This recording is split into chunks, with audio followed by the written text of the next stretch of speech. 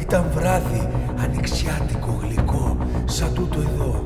Ο πρίγκιπας της Νάξου ο Διόνυσος είχε απάνω στο καράβι του στήσει μεγάλο γλεντοκόπι με σιλινούς, σατήρους και μενάδες για να υποδεχτούν την άνοιξη την πανόρια με ιαχές, τσαμπούνες, τουμπάκια και πανάρχαιους, θρακιώτικους χορούς και μουσικούς σκοπούς να διώξουν το κρύο, το χιονισμένο, άγριο πνεύμα του χειμώνα.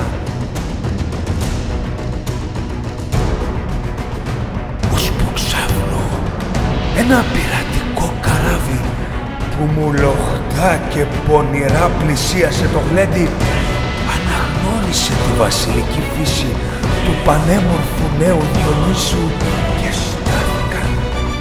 Σκέφτηκαν οι πειρατές πως αν κουρσέψουν αυτό τον λαμπερό πρίγκιπα, ο βασιλιάς πατέρας του θα δώσει όλα του τα υπάρχοντα, ακόμα και την Άξο για να τον ξαναποκτήσει, και με τις σπάθες του και σκοινιά γερά σαν κάπους όρμησαν βάναυσα να διαλύξουν το γλέντι, να κλέψουν το χθόνιο θεό του γλεντιού και της αυθονίας και του φέρθηκαν άπρεπα και άξιστα σαν δούλο.